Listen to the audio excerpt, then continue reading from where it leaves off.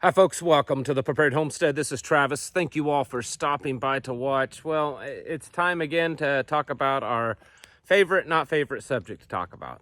I know that some of you are just getting tired of talking about this because it's a frequent topic here lately.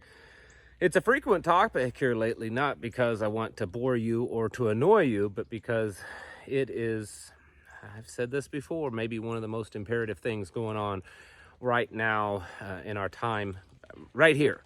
And yes, that's the situation at the border. It's not getting any better. Okay, no matter what the White House press person, lady, they, them, zir, whatever, is trying to convince everyone that it's the lowest numbers ever. It's the lowest numbers ever. This is the most controlled chaos you've ever seen. The Department of Homeland Security director says, "Oh no, there's no emergency there. There's nothing. It's fine." When in fact we know that there are thousands, over 10,000 easily a day coming across the border, and those are the ones that we know about. That's the numbers that they admit. And as you all know, that when the government admits a certain number, it's usually much worse than that. So 10 to 12,000, 13,000 a day is what's consistently coming across the border. And it's not getting any better. Well, there's more news to this, okay? Now, what I'm about to tell you, I cannot confirm. I typically don't make a video of something that's just, I guess at this point, technically hearsay. But there's just a little bit to back it up, so I wanted to bring this to you. It all started with, at least to my knowledge, someone online making a video claiming that her husband owns and runs a gun shop and just recently noticed a change on the form that you fill out when you buy a gun. All of you gun owners are familiar with what I'm talking about. And on there, it's basically says something about, well, are you an undocumented alien or non-citizen, non-visa alien? In other words, what it's implying is that if you've come across illegally, then you can buy a gun. And there seems to be some things out there kind of confirming this. Number one, and I have mentioned this before, so just let me get through all this. When you hear the White House press spokesperson, whatever, okay? And she, for the sake of the argument, I'll say she, when she says that there's virtually no illegal aliens coming across the border, by a technicality, she's actually right. And this is how these politicians and liberals and stuff, they have such a way of twisting things. I mean, how many times can you think of in your lifetime that a certain bit of legislation has been proposed and sometimes passed, and what it actually means is very different than what it says, because they have this legal way of twisting things up. Well, that's exactly what they're doing here. So the vast majority, and this number that they release, 10, 12, 13,000 a day that's coming across, by technicality, it's not really illegal, because the moment that they step into the country, they declare themselves asylum seekers, and they basically, in a sense, kind of register with the Border Patrol, and then they're given a court date that could be years in advance, 3 years, 6 years in advance, where they have to go before a judge and to, figure out if they're going to get to stay here and be, a documented person. But because they came in and declared themselves, it doesn't matter whether they came in just jumping a fence or whatever, because they stepped onto U.S. soil and declared themselves an asylum seeker, then basically, according to these new twisted up laws, that's considered legal entry now.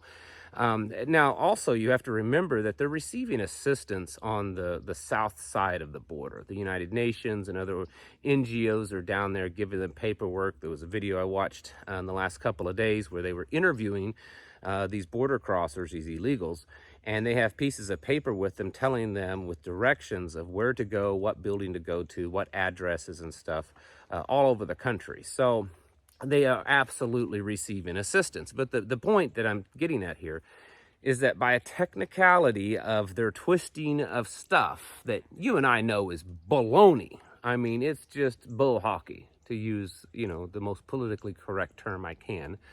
But the fact is that they come across, they declare, that they are asylum seekers or whatever, and they're then considered not technically here illegally, which is a big deal when it comes to these numbers.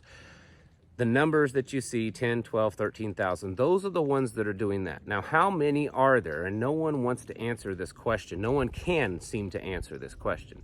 How many are there that are crossing illegally? Like really illegally? I mean, they all are, but I mean, you know what I'm saying. The ones that come across and do not do this paperwork and get a court date, maybe it's because that they are known criminals, known terrorists, things like that. We don't know. I can't answer that for you. But basically, there has been some changes on the ATF's website, and there's other few little things that kind of indicate that this is probably correct.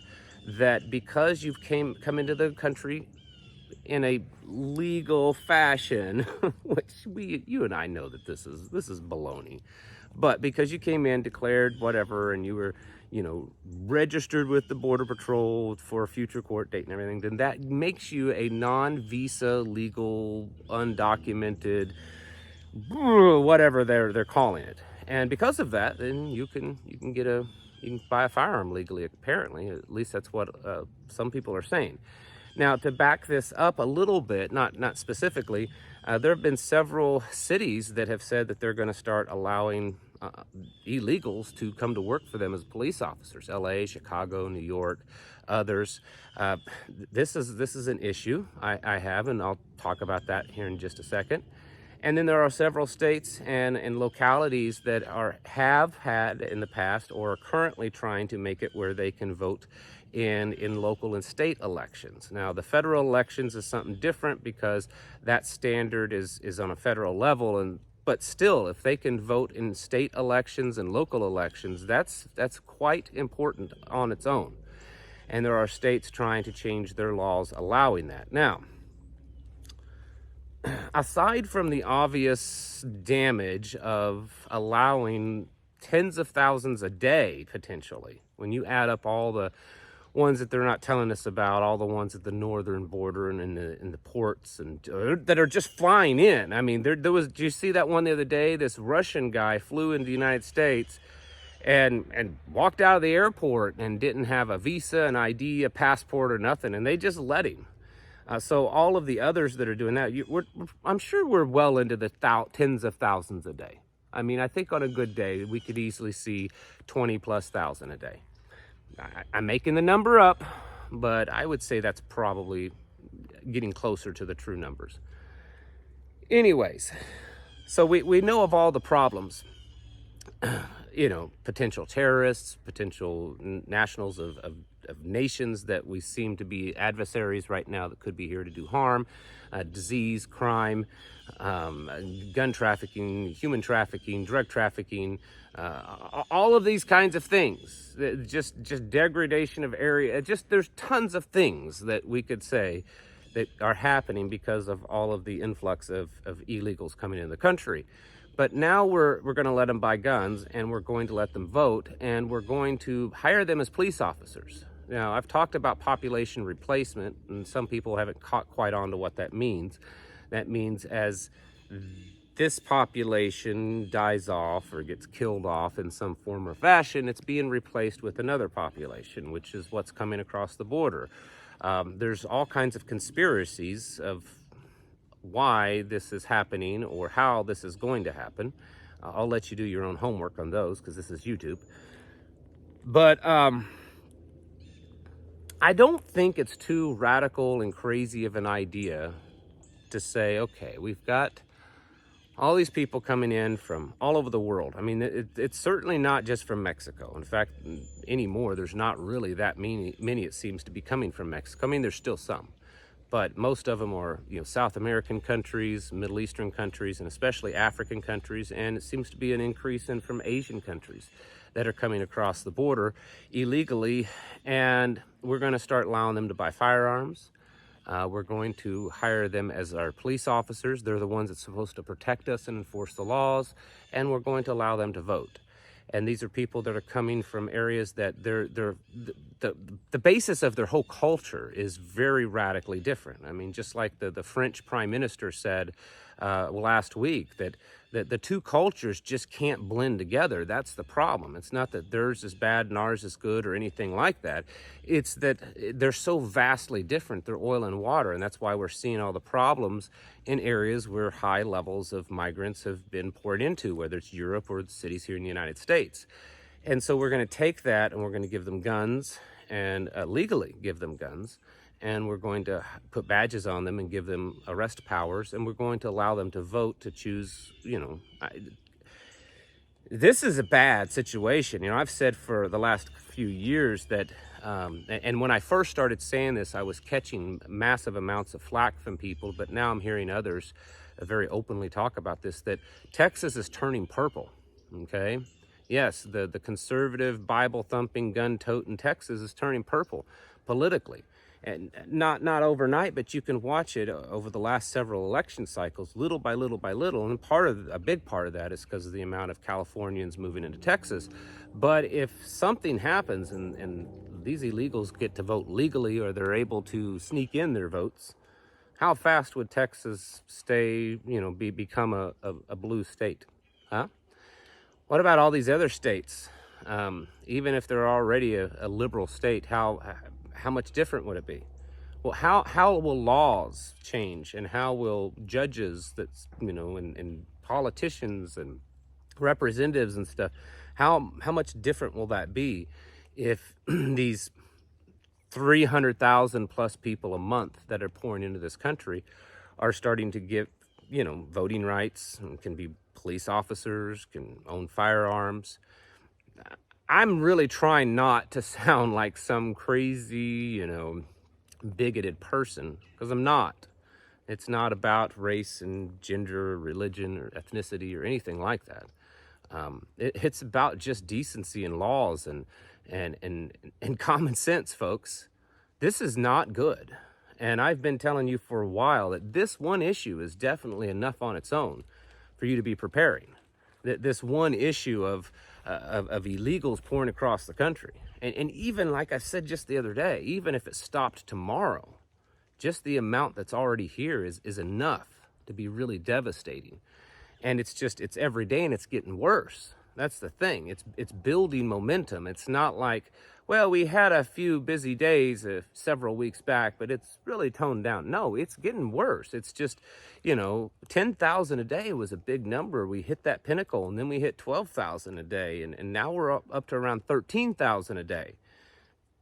Consistently. I mean, some days it's down to 9,000 or 10,000, but still, that's insane. And most likely the very best case scenario, and I don't think this is likely, but the very best case scenario is that it's going to be this way at least until January of next year, if Joe Biden were to get voted out of office and someone came in and actually took an immediate stance. But even that, it doesn't mean it's just going to immediately overnight stop.